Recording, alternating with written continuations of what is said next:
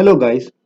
आज हम लोग सीखेंगे कि नेमलेस स्टोर यानी जिन शॉप के स्टोर फ्रंट पर दुकान का नाम लिखा नहीं होता है उनकी फ्लैश ऐप में सही और गलत इमेज क्या होती है।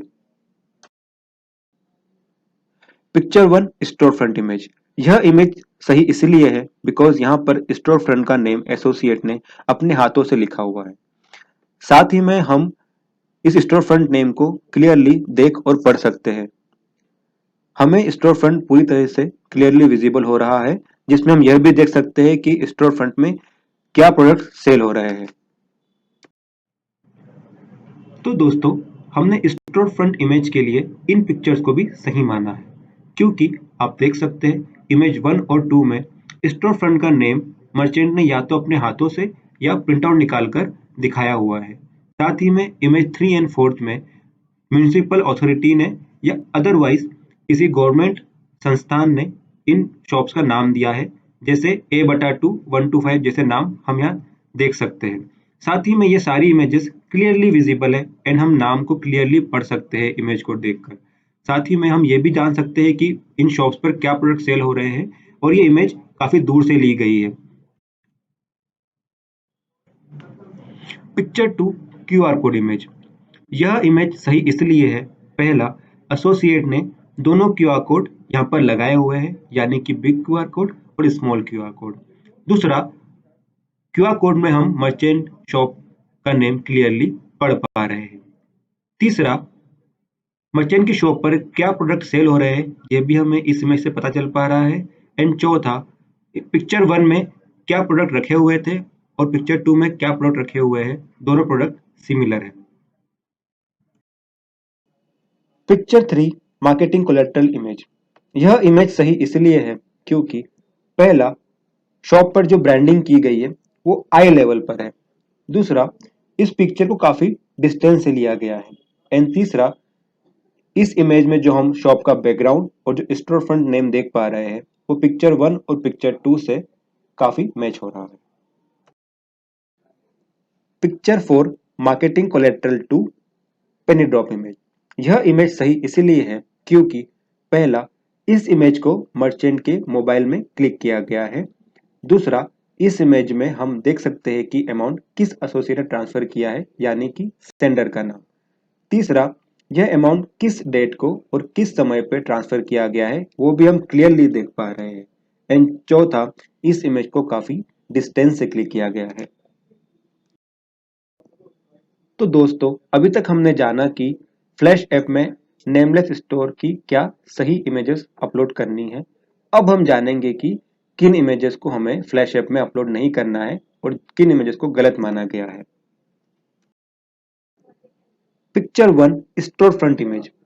इस इन 4 इमेजेस को गलत इसलिए माना गया है क्योंकि image first, second and third में स्टोर फ्रंट का नेम नहीं लिखा गया है, ना ही प्रिंट आउट से, ना ही सेलर के द्वारा, ना ही एसोसिएट के द्वारा।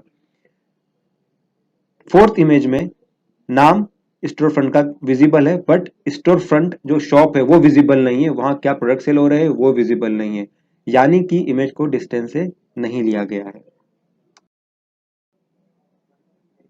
Picture 2, QR code image.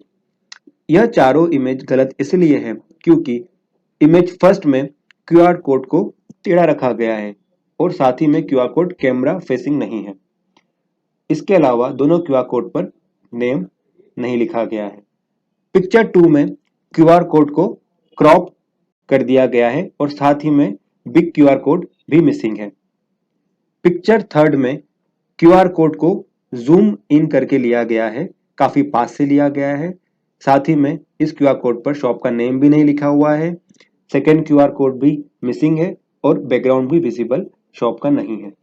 Image 4 में स्मॉल QR कोड रखा गया है जिस पर शॉप का नाम भी विजिबल है बट शॉप पर क्या प्रोडक्ट रखे हुए हैं, बैकग्राउंड क्या है वो विजिबल नहीं है। साथ ही में सेकेंड QR कोड भी मिसिंग है। Picture 3, marketing collateral. इन चारों इमेजेस को गलत इसलिए माना गया है क्योंकि इमेज फर्स्ट में हम सिर्फ एक दीवार देख पा रहे हैं जहां पर स्टिकर लगा हुआ है। शॉप का बैकग्राउंड क्या है, क्या प्रोडक्ट सेल हो रहे हैं, हमें विजिबल नहीं हो रहा है।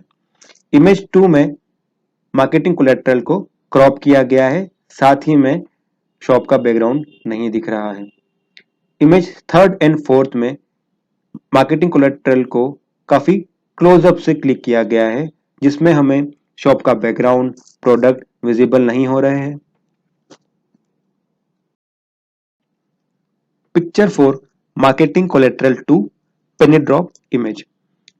इन दो इमेज को गलत इसलिए माना गया है क्योंकि इमेज फर्स्ट में हम अमाउंट किसने पे किया है यानी सेंडर का नेम नहीं देख पा रहे हैं, साथ ही में अमाउंट भी पेंडिंग शो हो रहा है। इमेज 2 में ट्रांजैक्शन फेल हो गया है, साथ ही में किस डेट को किस टाइम पर अमाउंट ट्रांसफर किया गया है वो भी विजिबल नहीं हो रहा है।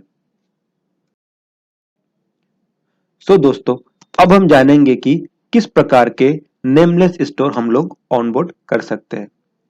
पहला, जो परमानेंटली फिक्स्ड शॉप है यानी कि स्थायी शॉप्स, उन्हें ही हम ऑनबोर्ड कर सकते हैं। दूसरा, जिन शॉप्स पर एसोसिएट ने अपने हाथों से नाम लिखा हुआ है। तीसरा, जिन शॉप्स पे मर्चेंट ने अपने हाथों से नाम लिखा हुआ है या प्रिंट आउट लगाकर शॉप का नेम दिखाया हुआ है। चौथा, जिन शॉप्स पर म्युनिसिपल कॉर्पोरेशन या किसी सरकारी संस्थान ने नाम दिया हुआ है। अब हम जानेंगे कि किन नेमलेस स्टोर्स को हम ऑनबोर्ड नहीं कर सकते हैं। वो सारी शॉप्स जो अस्थायी है, जैसे कि यहाँ आप देख सकते हैं, इन शॉप्स को या तो दरी पर या टेंट में या सड़क पर लगाया गया है, जो कभी भी हट सकते हैं। तो शुक्रिया दोस्तों, आशा करता हूं कि इस वीडियो के द्वारा आपको पता लग गया होगा कि नेमलेस स्टोर को ऑनबोर्ड करने की क्या सही और गलत प्रोसेसेस है। वेलकम टू अमेज़न पे।